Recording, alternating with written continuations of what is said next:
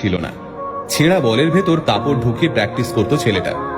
খেলার সময় একটু দৌড়দৌড়ি করলেই হার্টবিট তরতর করে বেড়ে যেত তার। ডাক্তার বলেছিল ফুটবল খেলা না ছাড়লে হার্ট অ্যাটাক হতে পারে। রাশিয়া পর্তুগালের খেলা খেলতে নামার আগে বছর কুড়ির ছেলেটি জানতে পারে মৃত্যু হয়েছে তার বাবার। সেদিন ড্রেসিং রুমে কান্নায় ভেঙে পড়েছিল ছেলেটি। তবে পরে ওই ম্যাচেই ম্যান অব দ্য ম্যাচ হয় সে।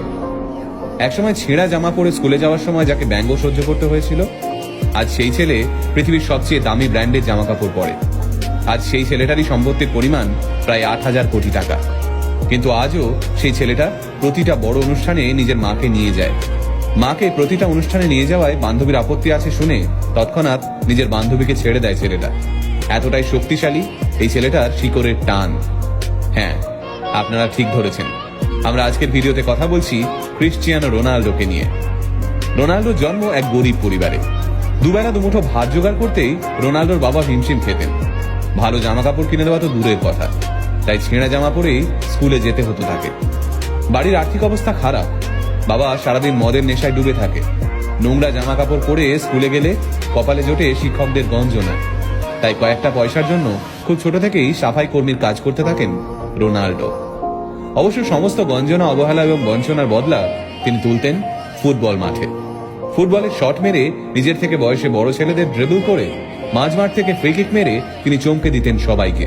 এমনিতে রোগা লিকলিকে চেহারার এক ছেলে, কিন্তু মাঠে নামলেই যেন তার উপর ভর করত এক দানবীয় শক্তি। বাবা ছিলেন স্থানীয় এক ক্লাবের বল বয়, তাই সেই ক্লাবের কর্তারা 12 বছরের রোনাল্ডোকে সুযোগ দেন এই ক্লাবে। কিন্তু সে সময় অন্যান্য ছেলেদের থেকে তাকে প্রায়ই শুনতে হতো, এই দেখ ভিখিরি বল বয়ের ছেলে খেলছে। একদিন মেজাজ হারিয়ে রোনাল্ডো সেই ছেলেদের সঙ্গে হাতাহাতিতে জড়িয়ে পড়েন। ফলে ক্লাব থেকে তাড়িয়ে দেওয়া হয় রোনাল্ডোকে। আবার পাড়ার রাস্তার মধ্যেই বয়সে বড় ছেলেদের সঙ্গে সকাল থেকে বিকেল পর্যন্ত চলতে থাকে প্র্যাকটিস। একদিন রাস্তায় এইভাবেই ফুটবল খেলার সময় তিনি নজরে পড়েন পর্তুগালের ক্রীড়া মন্ত্রণালয়ের এক সদস্যের। রোনাল্ডোর খেলা দেখে মুগ্ধ হয়ে যান সেই সদস্য। সরকার থেকে রোনাল্ডোকে সাহায্য করা হয়। জায়গা হয় পর্তুগালের স্পোর্টিং সিপিতে। প্রথমে 16 বছরের রোনাল্ডোকে জুনিয়র টিমে নেওয়া হলেও তার প্রতিভা দেখে তাকে সিনিয়র টিমের হয়ে খেলার সুযোগ দেওয়া হয়। সিনিয়রদের সঙ্গে খেলতে নেমে একটু নিরাশ করেননি রোনাল্ডো। প্রথম ম্যাচে 2 গোল করেন তিনি।